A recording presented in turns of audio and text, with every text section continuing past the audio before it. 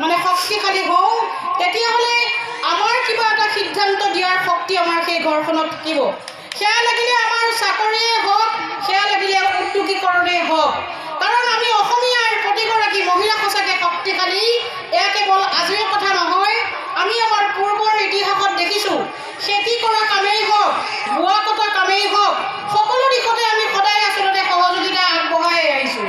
গতিকে সেই কামকে আমি সঠিকভাৱে আগবঢ়াই নিব লাগিব যে আমি আমাৰ শিক্ষাৰে, আমি আমাৰ স্বাৱলম্বনৰ শক্তিৰে আমি মহিলা শক্তিক আগবঢ়াই নিব লাগিব। আৰু তৃতীয় কথাটো হ'ল যে যদি আমি আগবাঢ়ি যাব লাগে, আমি আমাৰ শৰীৰটোকো সুস্থ ৰাখিব লাগিব। গতিকে স্বাস্থ্যৰ ক্ষেত্ৰতো আমি যত্ন ল'ব লাগিব।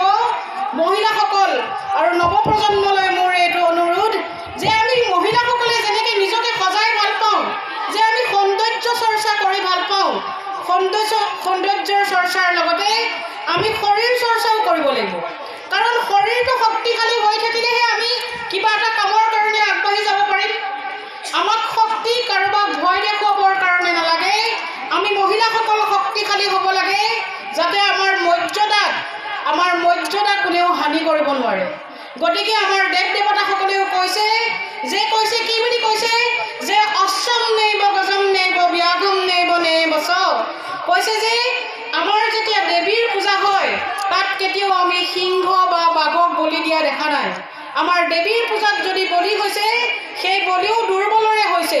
হয় ছাগলীৰ বলি হ'ব, নহয় কোনোবা বেলেগ জীৱৰ বলি হ'ব। বাঘ সিংহক বলি দিয়া আমি কেতিয়াও দেখা নাই। যে গতিকে আমি আমাৰ শক্তিক এনেকুৱাকৈ বঢ়াই তুলিব লাগিব যে কাৰোবাক আমি ভয় প্ৰদৰ্শনৰ কাৰণে নহয়, কিন্তু কোনেও যাতে আমাৰ মৰ্যাদা হানি কৰিব নোৱাৰে। সেইকাৰণে আমি মহিলাসকল শাৰীৰিকভাৱে আমাৰ স্বাস্থ্যকো আমি সুৰক্ষা দিব লাগিব।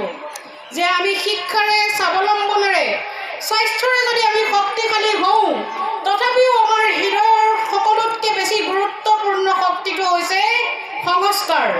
যে আমি মহিলাসকলে আমি আমাৰ এই সংস্কৃতিৰ ধাৰক, বাহক আৰু ৰক্ষক। মই কেৱল কোচসকল বুলিয়েই নকওঁ। আজি ইমান ধুনীয়া ইয়াতে কৃষ্টিৰ প্ৰদৰ্শন হৈছে, আপোনাৰ মোৰ সকলোৰে মনবোৰ আনন্দৰে ভৰি পৰা নাই জানো? যে আমি আমাৰ নিজৰ সংস্কৃতিৰ প্ৰতি আমাৰ সঁচাকৈ প্ৰেম আছে। আমি দেখাৰ লগে লগে মনত আমাৰ এটা আনন্দৰ নিৰ্মাণ হয়। এই সংস্কৃতি যদি আমি সুৰক্ষিত কৰি ৰাখিব লাগে, এই সংস্কৃতিক যদি আমি বিশ্বৰ দৰবাৰলৈ লৈ যাব লাগে, তেতিয়াহ'লে এই দায়িত্বভাৰ আপুনি আৰু মই মাতৃসকলে ল'ব লাগিব। যে আমি আমাৰ সন্তানলৈ এই সংস্কৃতি বিয়পাই দিব পাৰিব লাগিব। যে বিদেশৰ সংস্কৃতি আহি যেতিয়া আমাৰ নিজৰ ঘৰতে আহি নিজৰ সংস্কৃতিক নোহোৱা কৰে, তেতিয়া আপোনাৰ আৰু মোৰ হৃদয়ত সেই বেদনা নিৰ্মাণ হ'ব লাগিব। স্বপ্নালী বৰা, মই ডক্টৰ স্বপ্নালী বৰা। প্ৰতিখন চৰকাৰে নাৰী সবলীকৰণৰ ওপৰত আমাৰ কথা কৈ আহিছে আৰু কাম কৰি আহিছে। গতিকে মই এইখিনি এটা কথা সুধোঁ। আমাৰ উপৰোক্ত বক্তা চিন্ময়ী ভাগৱতী বাইদেৱে অলৰেডি ইতিমধ্যে কৈ গৈছে যে নাৰী আমিতো দুৰ্বল নহয়।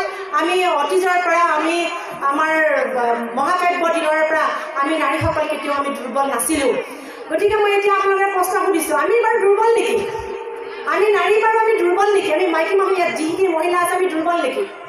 আমি দুৰ্বল কিহত আমি দুৰ্বল? আমি দুৰ্বল নহয়, আমি সবলী হয়। আমি কিহৰ কাৰণে সবলী হয় জানেনে? আপোনাৰ বাইদেউ অকণমান উন্নতিয়াই গৈছে, সেইখিনি বাইদেউৰ কথাতে হাত ধৰি পেলাই মই কওঁ, এজন পুৰুষে যিখিনি কাম কৰিব পাৰে, এগৰাকী মহিলাও সেইখিনি কামেই কৰিব পাৰে। ইয়াত যিখিনি মানুহ আছে বা গোটেই অসমৰ পৰা বা মেঘালয়ৰ পৰা যিখিনি মানুহ আহিছে, মই জানো এই মানুহখিনি কৃষিৰ লগত সংযোজিত হৈ আছে। কৃষি কৰ্মৰ জৰিয়তে নিজৰ ঘৰ চলাইছে আৰু নিজৰ স্বামীৰ সৈতে সমানে সমানে কাম কৰি আহিছে। তেতিয়াহ'লে তেখেতসকল দুৰ্বল নেকি? নহয়। আমি পুৰুষে নোৱাৰা কামো আমি কৰিব পাৰোঁ। বাইদেউ ইতিমধ্যে কৈছে, ৰিংকি ভাগৱতী বাইদেউ, পুৰুষে নোৱাৰা কামো আমি কৰিব পাৰোঁ। কি কৰিব পাৰোঁ? আমি নিজৰ প্ৰজন্ম আগবঢ়াই নিব পাৰোঁ। মানে আমি সন্তান জন্ম দিব পাৰোঁ। সন্তান জন্ম দিবলৈ ভগৱানে সৃষ্টিকৰ্তাই কাক দায়িত্ব দিলে? পুৰুষক দিয়া নাই। সেই দায়িত্ব কাক দিছে? আমাক দিছে, মহিলাক দিছে। আমাৰ পুৰুষৰ যিখিনি অংগ প্ৰত্যংগ আছে আমাৰো আছে, কিন্তু তাৰ বাহিৰে আমাক জৰায়ু বুলি কয়, সেই জৰায়ুটো আমাক ভগৱানে আমাক বেলেগকৈ দিছে। এইকাৰণেই দিছে ভগৱানে নাৰী, যে নাৰীয়ে সন্তান জন্ম দিবলৈ, অকল সন্তান জন্মই নহয়, সন্তান জন্ম দিবলৈ আমাৰ শাৰীৰিকভাৱে আমি সুস্থ হ'ব লাগিব তাৰোপৰি সন্তানটো ডাঙৰ কৰি মানুহ কৰিব পৰাৰ যিটো মানসিক জোৰ সেইটো অকল মহিলাক দিছে সেয়া কিন্তু পুৰুষক দিয়া নাই পুৰুষক চাবচোন আপোনালোকৰ গিৰিহঁতক চাব যেতিয়া ল'ৰা ছোৱালী খুব আমনি কৰে অলপমান শাসন কৰাৰ পিছত আৰু নোৱাৰে পাৰে জানো নোৱাৰে ভাত ৰান্ধি খোৱাৰ পৰা ৰাতি উজাগৰে থকালৈকে কোনে কৰে মাইকী মানুহে কৰেনে আমি কৰোঁ আমাৰ অসীম ধৈৰ্য মতা মানুহৰ সেই ধৈৰ্য ভগৱানে দিয়া নাই আমাক কিন্তু অসীম ধৈৰ্য দিছে গতিকে আমি মতা মানুহতকৈ পুৰুষসকলতকৈ আমি কোনো গুণে তলত নহয় আমি দুৰ্বল নহয় আমি সবল মই এইটো ক'ব খোজোঁ মইতো এইটোৱে জানো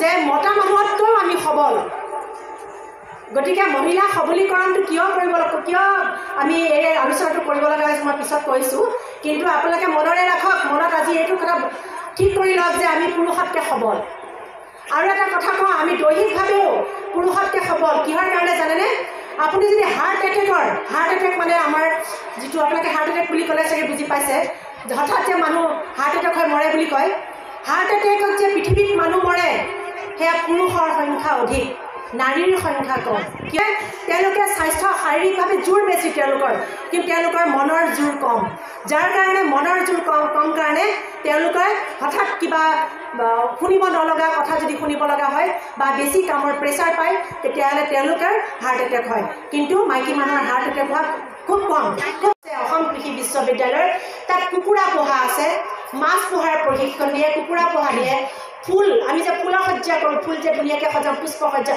তাৰ প্ৰশিক্ষণ ময়ে দিওঁ নিজে দিওঁ মই সেয়া প্ৰশিক্ষণ তাৰোপৰি আছে আপোনাৰ কৃষি কৰ্মৰ আছে আপোনালোকৰ মুগা পলু পোহাৰ প্ৰশিক্ষণ আপোনালোকে ল'ব পাৰিব তাৰোপৰি আপোনালোকে ল'ব পাৰিব গৰু ছাগলী পোহাৰ ডায়েৰী ফাৰ্মিঙৰ প্ৰশিক্ষণ ল'ব পাৰিব সকলো সেইখিনি হৈছে কাৰিকৰী শিক্ষা আৰু এতিয়াৰ গভৰ্ণমেণ্টে আৰু যিটো আমাৰ NEP 2020 NEP মানে নিউ এডুকেশ্যন পলিচি আমাৰ গভৰ্ণমেণ্টে জানিছে 2020 যিখন আমাৰ লাগু কৰিছে সেইখনত কাৰিকৰী শিক্ষাৰ ওপৰতে বেছি গুৰুত্ব প্ৰদান কৰিছে কাৰণ আমি চিম্পল BA পাছ কৰিলে লাভ আছে জানো ঘৰতে পঢ়ি থাকোঁ আমি MA পাছ কৰি কিবা লাভ আছে জানো বহুত ল'ৰা ছোৱালী ঘৰতে বহি আছে কিন্তু এই যে হাতে কামে কৰা বিদ্যা কাৰিকৰী বিদ্যা এইখিনিহে আপোনালোকক সমাজত প্ৰতিষ্ঠিত কৰিব গতিকে এই কাৰিকৰী বিদ্যাখিনি আপোনালোকে লওক অকল অসম কৃষি বিশ্ববিদ্যালয় নহয় বাকীবিলাক বিশ্ববিদ্যালয়তো আছে আৰু তাৰোপৰি সময়ে সময়ে আমাৰ এই ব্লকৰ পৰা কিছুমান আপোনালোকক ট্ৰেইনিং দিয়া হয় কিন্তু ট্ৰেইনিঙৰ নামত গৈ ট্ৰেইনিং লৈ অকল চাৰ্টিফিকেটখন লৈ ঘৰত